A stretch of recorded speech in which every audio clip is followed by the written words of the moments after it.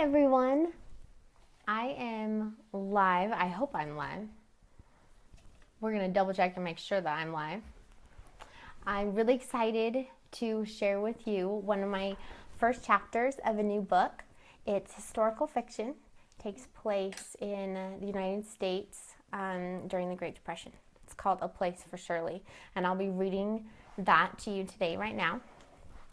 And I first want to tell you a little bit about an exciting thing. We're going to be doing a winter drawing, and all you have to do is click the post below that says winter drawing on it and put your name and email in, and you'll be entered to win $100. Now, if you want to turn that $100 into $200, then you can, it'll take you to a page where there's a video, and all you have to do is share the video, and then you'll be entered to win $200. The video is of me talking and kind of explaining the winter drawing a little bit. So just kind of get the word out. Then you'll be entered to win $200. But my favorite thing about this is the next page that you'll be sent to, and it has a place for 4 books. I will be sharing the first chapter of 4 different books. They're different genres, to make it fun for everyone. If you like different genres, they'll all be fiction. And I've already shared the first one. It was a young adult fantasy. And then the second one that I'm sharing is this historical fiction. So if you read one of those chapters, at least one, then and comment on it below the page where you can see all the books, then you'll be entered to win $250. And I will also be going live like I am today, and for each of the books, and I'll be reading it. So you'll have it on audio too.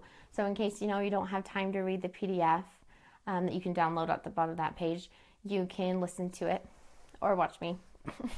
You can listen to it while you're busy doing other things and listen to my first chapter. So this one I'm really excited to read to you today, and it's called A Place for Shirley. Okay, here's the first chapter. I could have been a star. I could have been somebody special. The words taste sour as I say them to myself. Breathing out fog on the train's cold window pane. I imagine my name in bright city lights, and the announcer's voice echoing from a microphone for hundreds to hear. Ladies and gentlemen, he says, you're all in for a real treat tonight. Let me introduce Miss Shirley Livingston. The crowd cheers. They know my name. It could have happened. I was on my way. Sure, I didn't really have a speaking part yet. I danced in the background while the main actress sang. But it was a start that ended all too soon. I tucked my short blonde hair behind my ears and licked my dry, thin lips.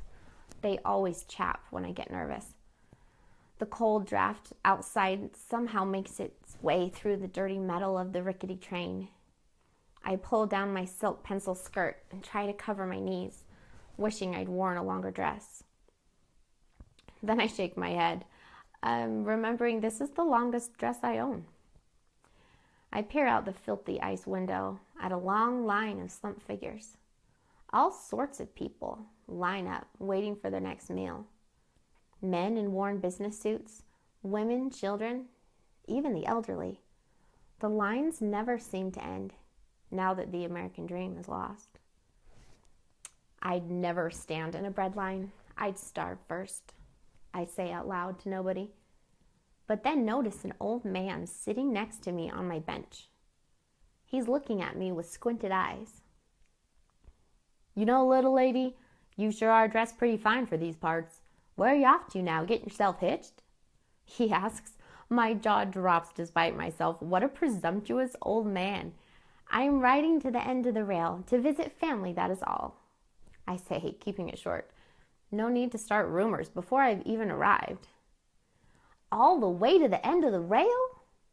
Why, there ain't nothing up there, darling. That's where you go if you want to go see those mountains.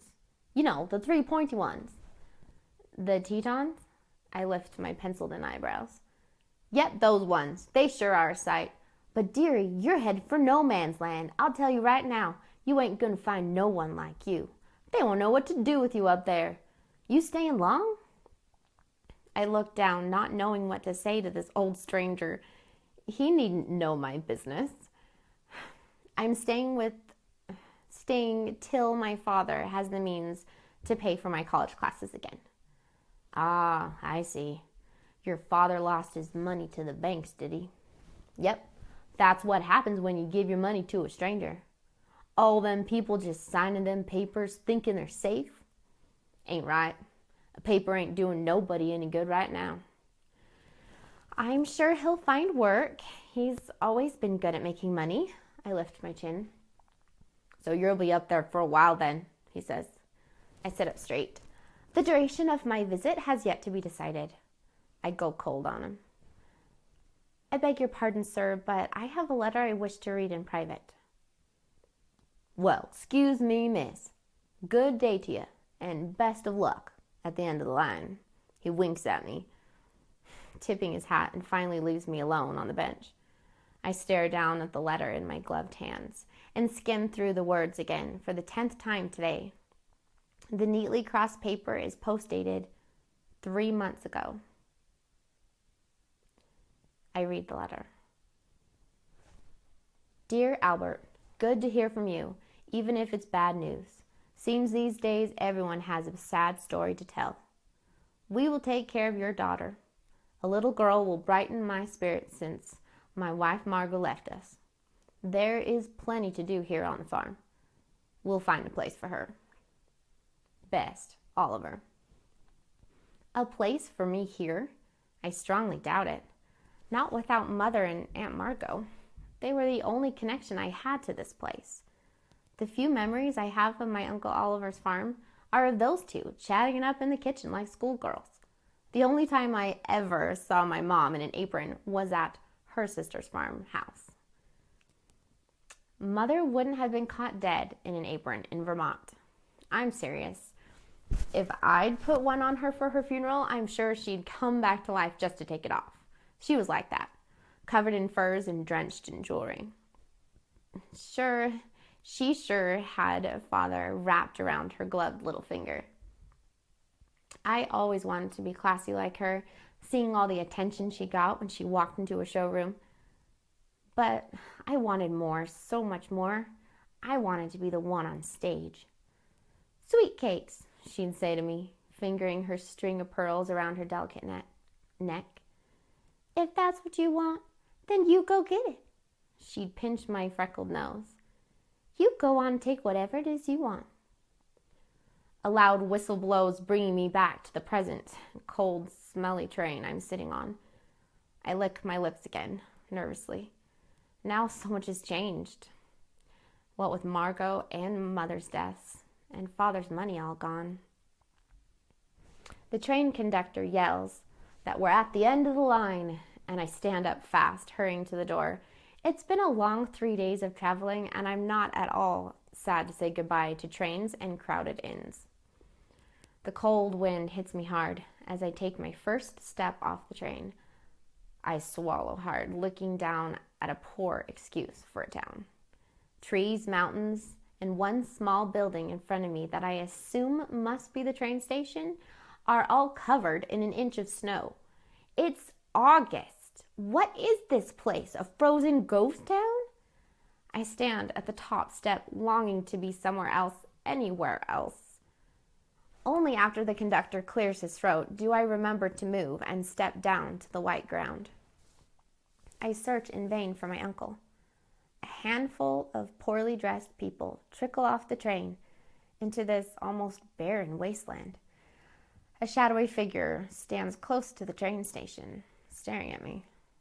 Someone brings me my suitcase, and I'm glad because there's nowhere to sit that won't dirty my clothes. While perched as ladylike as possible on my suitcase, I wait, crossing my legs to keep warm. The man in the shadows is still eyeing me. Not that I'm surprised. Strange men often keep their eyes on me longer than they should. He moves slowly from the shadow of the building into the dim daylight, and I try not to stare. His brown farmer's hat hides most of his face, but his muscular arms and wide shoulders are what make me nervous. I stay sitting, reminding myself that a true actress would pretend not to be scared and put on her most confident face.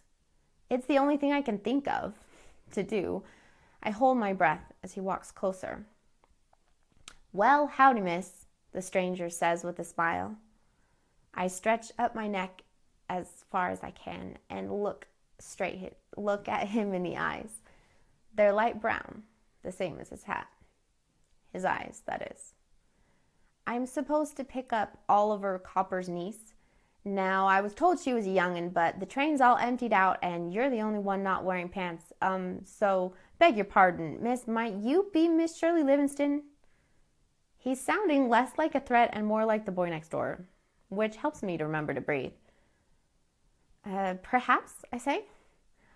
"Oh, well, I'm here to pick you up, miss, so if you don't mind, could we get a move on? Don't want to be late for supper." He finally notices what I'm sitting on. "What in tarnation? Is that big thing all yours?" I look over at him and look him over. The overalls he's sporting are too short for his legs and show his mismatched socks. His face is young with a dimple in his chin. Why, he can't be much older than I am. He's not the type I'd hope to pick me up at the train station. Nope. I bet he doesn't have a penny on him. "Miss?" he says again. He's not tall enough either. "And who might you be?" I ask. "Oh, sorry, miss. I'm Mark Fisher. Pleased to meet you." He takes off his hat, revealing thick, dirty brown hair with a piece of hay sticking out of it. "I've been helping out on old man Oliver's farm for a while now." I stand, letting Mark grab my suitcase. "Wowee! What did you pack in here? Miss, the Ringling Brothers Circus?" "A girl has to have her things," I say, taking careful steps in the snow. "Good thing I lift hay barrels heavier than this." He smiles right at me. Am I supposed to be impressed? I decide to stay quiet as I follow him out of the train yard. "You know, the Tetons are pretty famous now, known for their..." Mark's talking, but I'm not listening. I can't believe my father would send me here. Out of all places. He knew I could work at the college while money was tight, but no, he insisted on me visiting Uncle Oliver in Idaho. Why? I follow Mark for a few minutes till I realize something. "We're walking the whole way there?" I exclaim, stopping in my tracks. "I told you we need to get a move on, miss." He looks at me with a big smile, my suitcase in his hand. "How far is it?" I ask. "Oh, just a mile or two towards the mountains." "Which mountains?" I turn around, making a complete circle. Sure enough, there are mountains in every direction.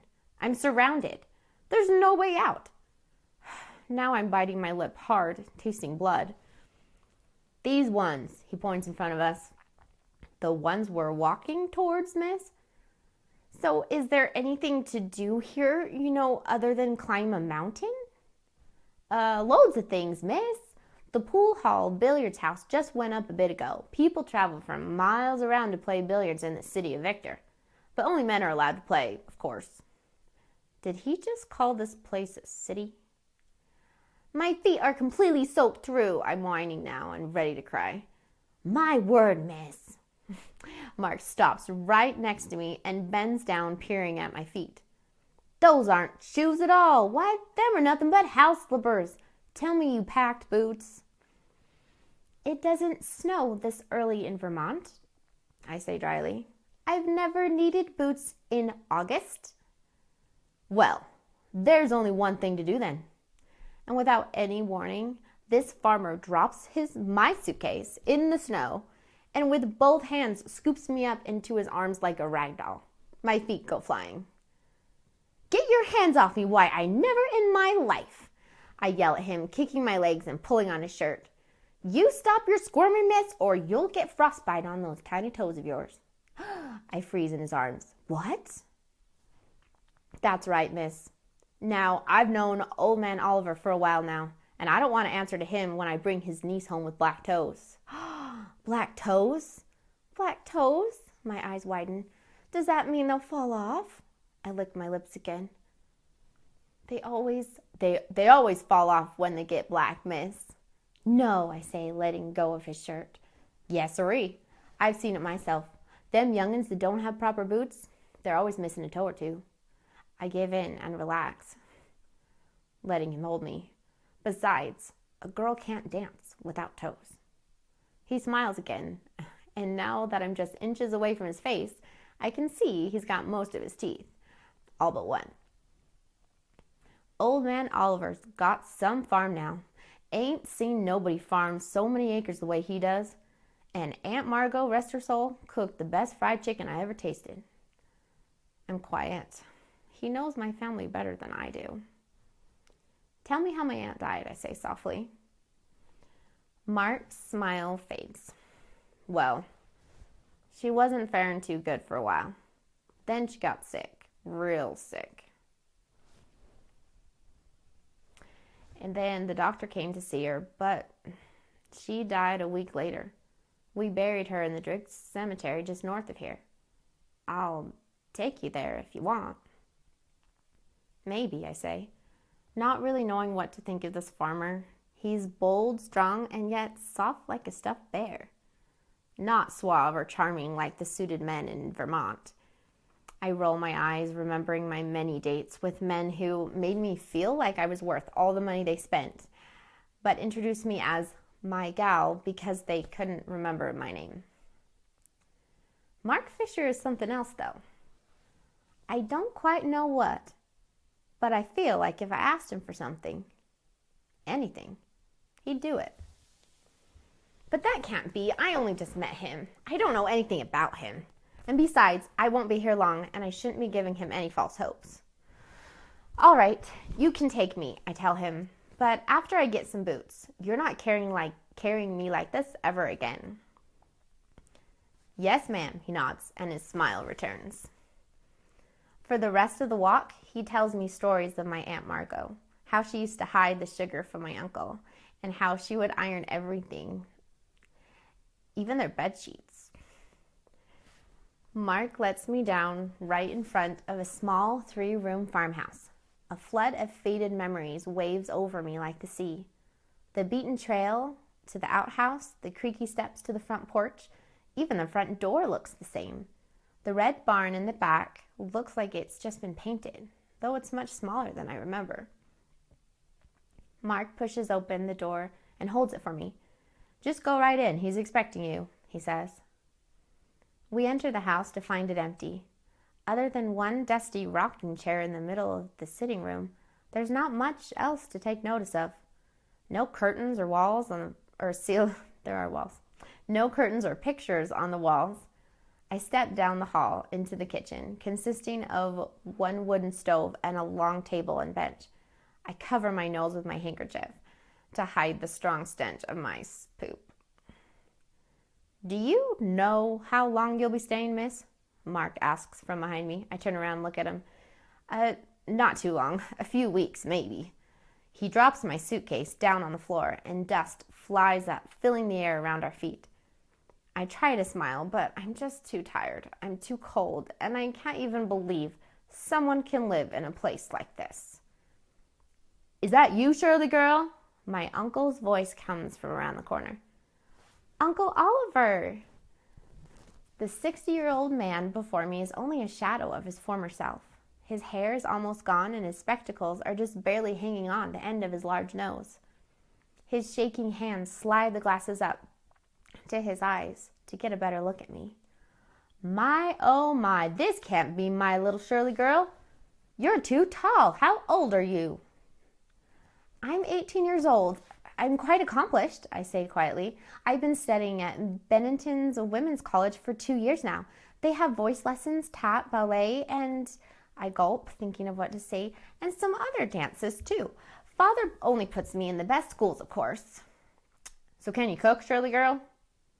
I glance back at the wooden stove, then at him again. You mean on that? I think I hear a stifled laugh from Mark behind me. Yes, girl, on that, Uncle Oliver says. No. Well, that's too bad. I sure miss your Aunt Margot's cooking. Best fried chicken west of the Mississippi. He licks his lips. Is that an inherited trait? The wrinkles on his face dig deeper than they should. He looks much older than he really is. Now, I'm sure you want a tour of your new homestead. My homestead? It's certainly not my homestead, I declare, holding tight to my white gloves. I think I'll go put the animals in the barn now, Mark says. I hear the door close behind him. Of course it's your homestead, girl, my uncle says with confidence. Your father thought it was a great idea. I can't sell it since no one's buying, and I'm getting too old to farm it now. You can learn to farm it. All 500 acres are in your name. I just signed on them papers just a week ago. Got myself all dressed up to go in town. You should have seen me. I even wore Ben Daniels' shiny shoes. That Ben Daniels a real friend, letting me borrow his shoes like that. Anyhow, everything is yours when you turn 18. Granted, I didn't know you would turn 18 already, but no matter. Just don't kick me off the land till I'm ready to go 6 feet under it. And that's all right with me. Huh? Shirley girl, are you all right?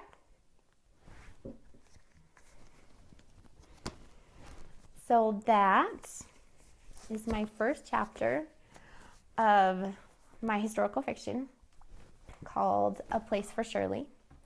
And thanks for listening and for watching. I wanted to tell you guys again, just in case you didn't hear that very first part, I wanted to tell you a little bit about the winter drawing that I'm really excited about. So the winter drawing, you can put your name, you can enter your name just by putting your name and your email. Click the post below this one, and it talks about winter drawing, and then just put your name and email in, and you'll automatically be entered to win $100. If you want to make that 100 into 200, then all you have to do is share that little video. And then after you either read the PDF of one of my chapters or some of my chapters, or put in, or like listen to it on live and then put in a little comment, then if I draw your name at the end of April, then you'll win $250. So that's an opportunity to, I'm really excited about sharing my first chapters of these books. And I've got, so right now what I'm working on is finding an agent for the books. And then when I find the agent, then I'll be able to publish it. So I just wanted to share the first chapter to kind of let you guys know what I'm working on. And thanks so much for watching. I love reading these, or I love reading your comments, and thanks so much for joining me. I will see you next month. So this is my second chapter that I've shared. So I'll see you next month. I'll go live again, and it'll be another book, a completely different genre. So it'll be that first chapter of that book. So I'll see you then. Thanks so much for joining me.